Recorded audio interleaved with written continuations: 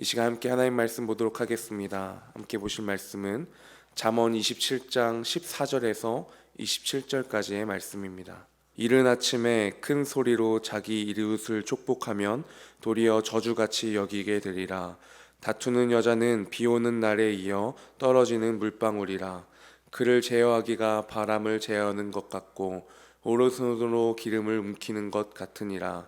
철이 철을 날카롭게 하는 것 같이 사람이 그의 친구의 얼굴을 빛나게 하느니라. 무화과 나무를 지키는 자는 그 과실을 먹고 자기 주인에게 시중드는 자는 영화를 얻느니라.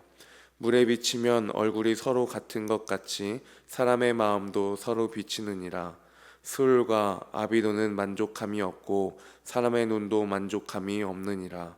도가니로 은을, 풀무로 금을, 칭찬으로 사람을 단련하느니라. 미련한 자를 곡물과 함께 절구해 놓고 공의로 찌를지라도 그의 미련은 벗겨지지 아니하느니라. 내 양떼의 형편을 부지런히 살피며 내 소떼에게 마음을 두라. 대저 재물은 영원히 있지 못하나니 면류관이 어찌 대대에 있으랴.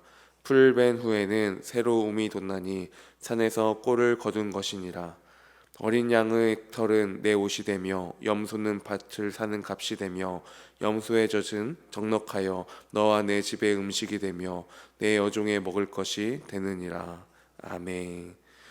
오늘 본문은 27장의 후반부이지요. 이 27장에서 후반부의 시작을 11절로 우리가 볼 수 있는데요. 11절에 내 아들아 라고 말하면서 후반부가 시작된 잠언들입니다.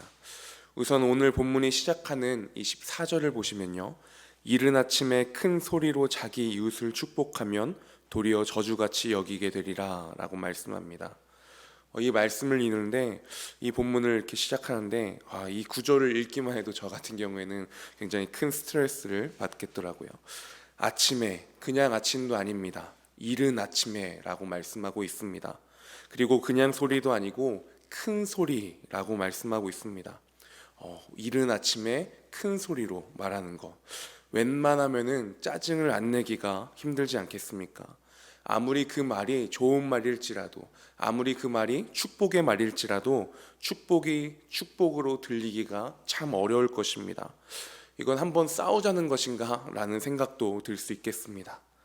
말씀에도 보면 그 축복이 도리어 저주같이 여기게 되리라 라고 말씀하고 있습니다.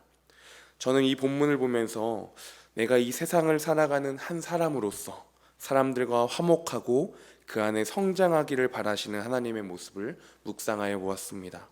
사람들과 화목하고 그 안에 성장하기를 바라시는 하나님의 모습, 그리고 우리는 그 세상 속에서 화평케 하는 사명을 가진 인간의 모습을 묵상해 보았습니다.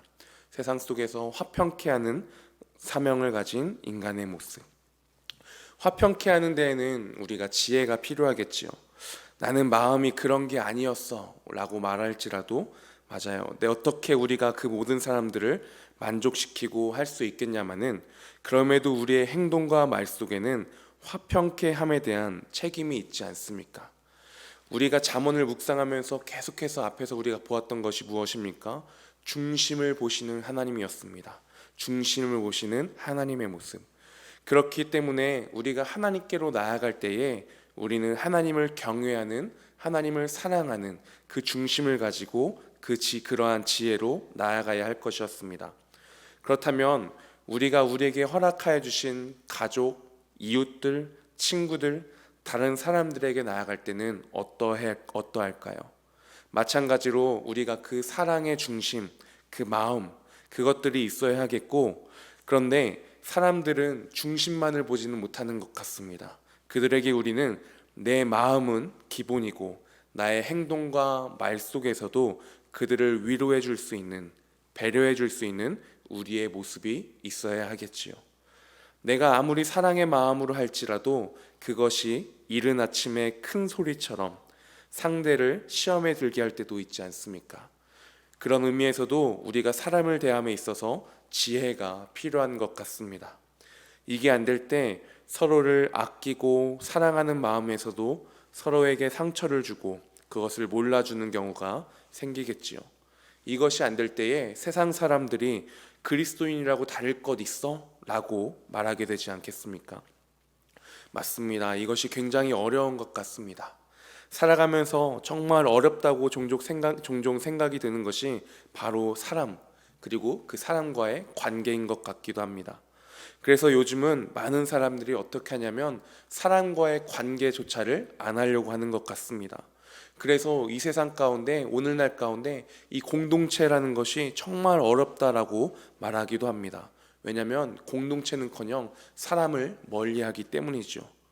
그러나 17절 말씀에 철이 철을 날카롭게 하는 것 같이 사람이 그의 친구의 얼굴을 빛나게 하느니라. 세 번역으로 보면 이렇습니다. 쇠붙이는 쇠붙이로 쳐야 날이 날카롭게 서듯이 사람도 친구와 부대껴야 지혜가 예리해진다 라고 말씀하고 있는데요. 사람들을 만나고 사랑의 마음과 더 나아가 내가 그 사람을 신경 쓰고 배려하고 그 가운데 나의 모습도 성숙해져 간다라는 말씀이지요. 어렵기에 회피할 것만이 아니라 그 가운데 우리가 배워가는 것입니다. 그리고 그렇게 사람을 만나는 데 있어서 지혜가 점점 더 생긴다라는 것입니다. 그 가운데 내가 점점 더 성숙하여져 간다라는 것입니다. 그리고 그 가운데 19절 물에 비치면 얼굴이 서로 같은 것 같이 사람의 마음도 서로 비치느니라. 물에 얼굴이 비치듯이 나의 모습, 말과 행동의 그 모습 가운데 나의 마음이 전달이 되어져야 하는 것이겠지요. 그 비치는 마음이 어떤 마음이어야 할까요?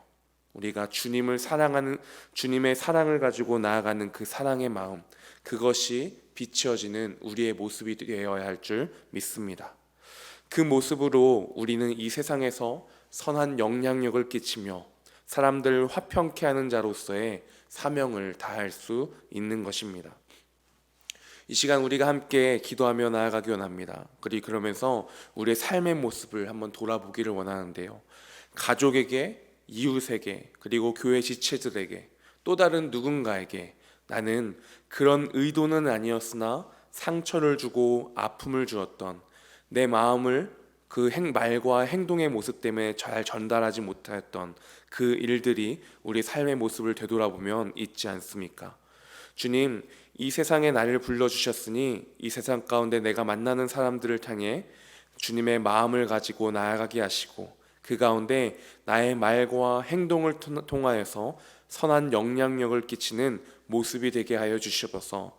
함께 교제함 가운데 나의 모습을 통하여 사람을 세워가게 하여 주시옵소서.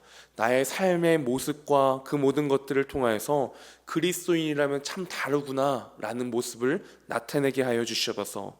또 그러한 우리 가족 공동체, 교회 공동체, 목장 공동체 되게 하여 주시옵소서. 이러한 고백으로, 마음의 고백으로서 함께 기도하며 나아가도록 하겠습니다. 함께 기도하시겠습니다.